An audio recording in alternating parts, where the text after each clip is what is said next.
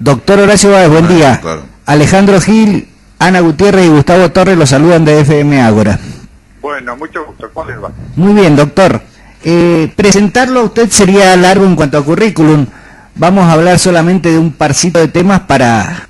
Y también hacerle saber que esta sigue siendo su... Podamos avanzar en estos... En la radio porque hace mucha falta difundir cuestiones que otros medios no las difunden. Justamente nosotros... Eso es. Doctor, primero para darle el marco a la cuestión, ¿qué es justicia legítima? Bueno, justicia legítima nació... No es una secta que secuestra niños y se los come, ¿no? Secta que secuestra niños. No escucho bien, pero... Ahí se le hace, desde el gobierno, desde los poderes, se le hace muy mala prensa a justicia legítima.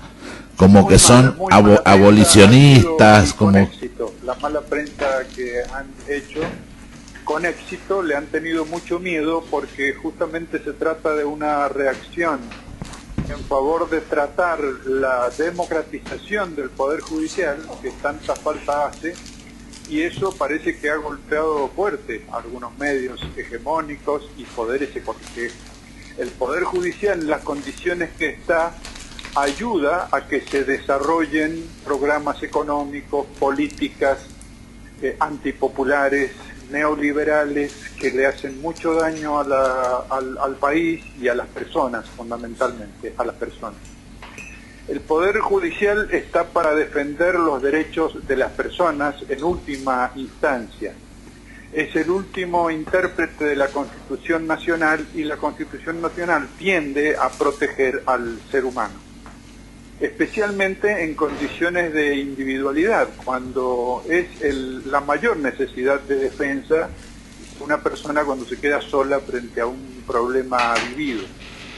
Se están viviendo cosas tan graves en el país desde el Poder Judicial, con jueces totalmente inescrupulosos e ilegales, que es cuando más hace falta que un Poder Judicial reaccione en defensa de derechos de cualquier persona, no solamente de políticos con alguna tendencia o con o por haber estado en algún gobierno, ¿cierto? De cualquier persona, y eso es lo que no está existiendo de manera muy grave.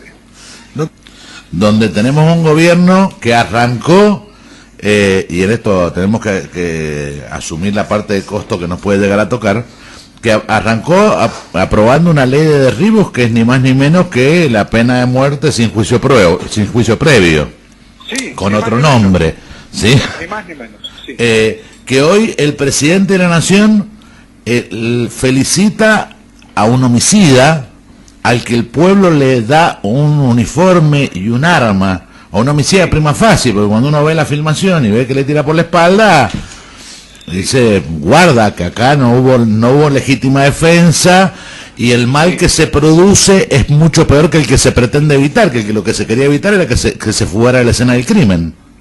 Mucho peor, mire, sinceramente usted lo dice con claridad y entendemos, porque es claro, que el mensaje del presidente y de la ministra de Seguridad es aún a pesar de que todos tenemos claro que el disparo fue por la espalda. Es decir, se trata de un apoyo a una fuerza policial porque se considera que es el único medio para defender el derecho de las personas, defender la seguridad, defender que no se cometan robos contra la propiedad. Es decir, brutalmente se asimila un concepto que es muy retrógrado y es muy negativo para la seguridad, porque es lo que se viene haciendo desde hace mucho tiempo, fundamentalmente con dictaduras militares, que por supuesto no creen en el derecho y actúan metiendo miedo a las personas, reprimiendo, matando, torturando, haciendo lo que sea, y en muchas ocasiones a través de la policía.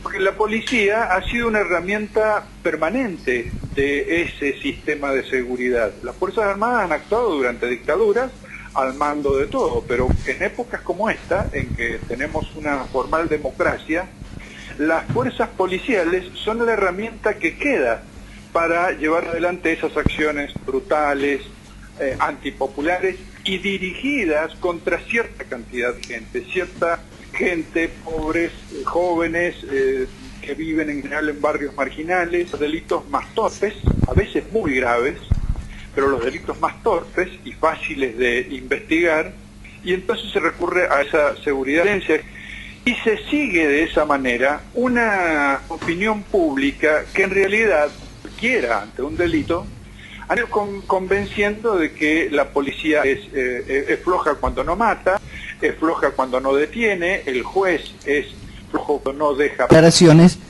donde hablaba de imponer doctrina, o sea, parece que la doctrina del derecho la quieren sacar por decreto ahora. ¿Cómo se construye una doctrina en el derecho? Ya está construida, desgraciadamente. Lo que está haciendo este gobierno es favorecer esa doctrina de la violencia. Las fuerzas de seguridad vienen ejerciendo una doctrina de la violencia ilegal desde hace muchos años y en buena medida amparada por el Poder Judicial, porque esa violencia es totalmente selectiva contra algunas personas. El Poder Judicial avala esa selectividad y solamente mete presos a los más pobres, a los marginales, a los más jóvenes en general, y por eso es que hay más de un 97% en escuela primaria y prácticamente muy poca gente que tiene escuela secundaria terminada. Es decir, con lo que la selectividad es clara, y ahí está la doctrina. Este gobierno no hace más que continuar a lo que han hecho las políticas más duras de las dictaduras militares, nada más que eso, está haciendo eso. Doctor, la otra cuestión es el uso abusivo casi de las preventivas, ¿no? Porque realmente hay un principio constitucional que habla de la inocencia. Se fue la última parte, pero sí, en cuanto a prisiones preventivas violentos, discúlpeme, ¿sigo hablando yo? Sí. La prisión preventiva ha hecho también históricamente contra las mismas personas, pero no hay reacciones de manera institucional y con mayor seriedad sin haber tenido sentencia de condena. Excepcionalmente, ese poder judicial se pronuncia contra otros sectores.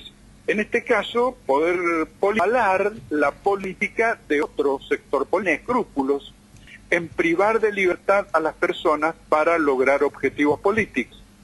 Y bueno, y la alianza está por demás clara, ¿no? Quien no entiende que esto es discriminatorio, que se dirige contra personas que tienen una identidad determinada en lo político, bueno, o es muy ingenua esa persona, o es aliada, es decir, totalmente de acuerdo que se meta presas a esa fingido en el día de mañana contra cualquiera ya forma más violenta que tiene el Estado de ir contra las personas, es la privación, que en estos que ni siquiera ha habido pruebas suficientes para prisiones preventivas fundadas, y además con una doctrina llamada Irurson, con 1 o 2 jueces, alcanza a hacer doctrina, pero sí se forma después acompañando a la ley, acompañando a la Constitución. En este caso no se acompaña a la ley ni a la Constitución, pero sí hay 4 o 5 jueces dispuestos a seguir una doctrina. Doctor, Luciano Sisti, que acaba de incorporarse a la mesa, Hola. quiere saludarlo y hacerle una pregunta. Doctor Báez, buenos días. Hola, buen día. Estaba anoche escuchando a la ministra Bullrich y Discúlpeme, también escucho muy bajito. escucho A ver. bajito. Es que el productor que tenemos es bajo, entonces por ahí hay que subirlo un poco. Ahí lo escucho mejor. Bueno, estaba escuchando a la doctora Bullrich y realmente me llamó la atención. Yo no soy abogado, pero siempre me han gustado los temas del derecho, tratando de ella elaborar una doctrina nueva, pero no se animaba a decirle el nombre. Ella dice que la policía siempre va a tener la presunción de inocencia. Y yo digo, la policía y todos los seres y todos los habitantes de la Argentina tenemos la presunción de inocencia, porque el que nos dice que es culpable es un juez con una sentencia. Claro. Chocobar para mí todavía es inocente, sigue siendo inocente hasta que un juez diga. Yo creo que lo que trata de imponer Patricia Bullrich es la doctrina de la, ¿cómo se dice?, de la impunidad. Del homicidio preventivo. De la impunidad. No importa hacer un homicidio preventivo. Prevenimos que después mate a otro. No importa que sea, Sí. pero si mata a un policía es impune. Claro. Ahora, yo me hago una pregunta, porque usted sabe, doctor, que en estas cosas cuando se va la mano a un lado siempre vuelve por otro. Ayer hubo un tiroteo en tribunales. 60 disparos en un lugar, yo no soy porteño, pero conozco la zona, que a esa hora hay 10.000 personas. Claro. ¿Qué hubiese pasado si a esa jueza que le pegaron un tiro, creo que fue en la cintura, la hubiesen matado? Hoy estaríamos pidiendo que cierren la policía. Digo, porque pasamos de un lado a otro muy rápido. 60 disparos en una zona céntrica también, con ladrones dándose en fuga. No con ladrones que están viniendo a cometer el delito, sino que están yendo. Sí. Sí. Bueno, falta no solamente honestidad, sino idoneidad fundamentalmente para resolver y tener en cuenta los criterios de la seguridad. Que hayan 60 disparos es también consecuencia de que la violencia de muchas personas no se detiene con mayor brutalidad, todo lo contrario, y eso está probado después de muchos años en que las fuerzas de seguridad han hecho lo mismo. El delito no disminuye, al contrario, aumenta. Entonces es una doctrina con fines políticos inmediatos, muy egoístas, muy cortos y finos, porque nos está haciendo mal como sociedad. Estamos perdiendo respeto al ser humano y eso es lo peor que nos puede pasar.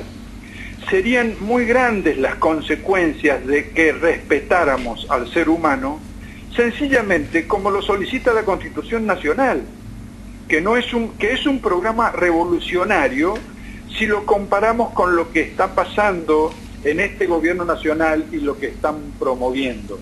Es revolucionario respetar al ser humano, pero porque además es mucho más efectivo para lograr que esas personas no cometan delitos.